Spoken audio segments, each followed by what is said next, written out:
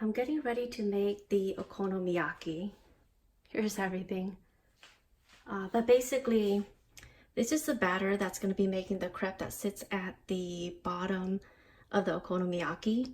I've got shredded cabbage here, bean sprouts, yakisoba noodles, green onions, bacon. Let's see, this is tonkatsu.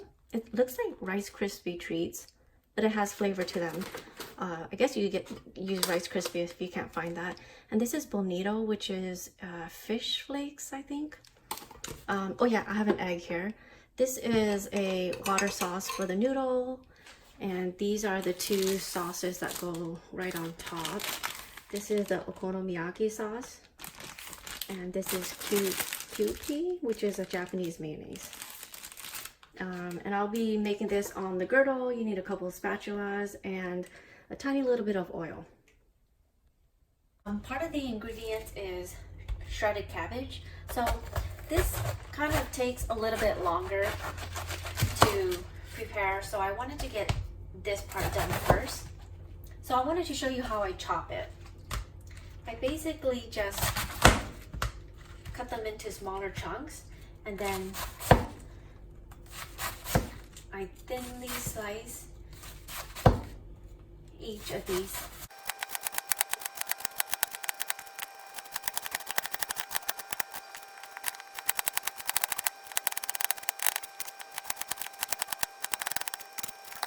Okay, so you just wanted to get it really thin and a little bit smaller. You don't want kind of a whole half and then to shred it, because then the pieces get really long and it's a little bit harder to eat.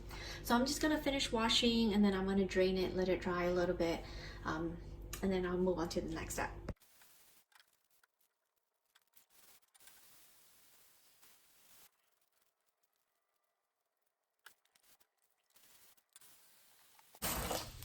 All right, while the lettuce or the cabbage is kind of drying up a little bit, I'm gonna start washing the bean sprouts. It doesn't matter what brand you use, just get fresh, make sure that it's still fresh.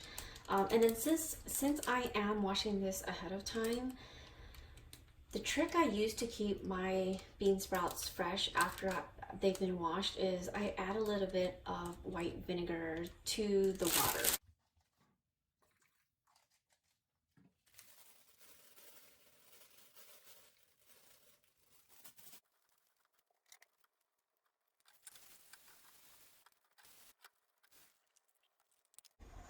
So I'm just gonna let the water drain for a little bit, and then I'm gonna put it in a covered container and just leave it in the fridge overnight until I'm ready to cook. The next part is the batter, and I'm making this ahead of time also because it does need some time to sit in the fridge. You can make this overnight if you want, but give it at least a couple of hours in the fridge so everything can be combined. You're gonna need 1 teaspoon of mirin. I'm using 3/4 cup of chicken broth and 1/2 cup of flour, and that's just all-purpose flour. So I'm gonna give it a good mix.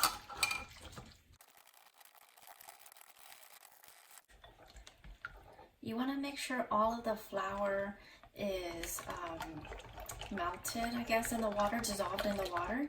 You don't want any clumps, so that when you're cooking this, there's no clumps in the bottom layer of the okonomiyaki.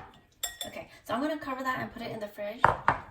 In the meantime, I have some individual size or individually packed ramen noodles, or yakisoba noodles actually.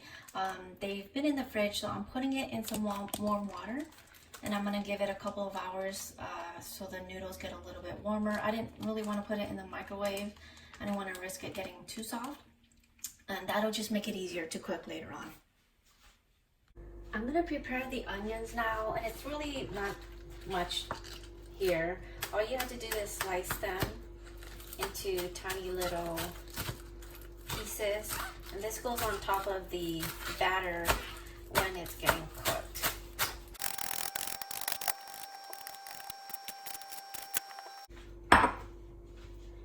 And then for the bacon, this is the protein that's going to go on there. All you have to do is slice it down the middle.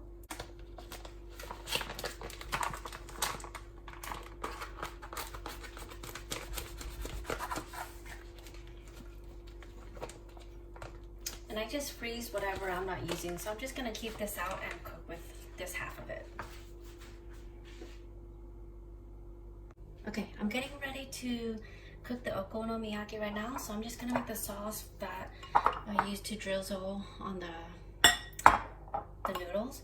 I have a little bit of water right here. It's about a little bit less than 1/4 of a cup. And to that, I'm going to add a tablespoon of mirin and a tablespoon of the rice cooking wine. I don't have any sake on hand. If you have sake, use that. If not, this one works also. Any of the rice cooking wine will work. And this is going to be used, I mentioned, to cook, add a little bit of flavor for the noodles.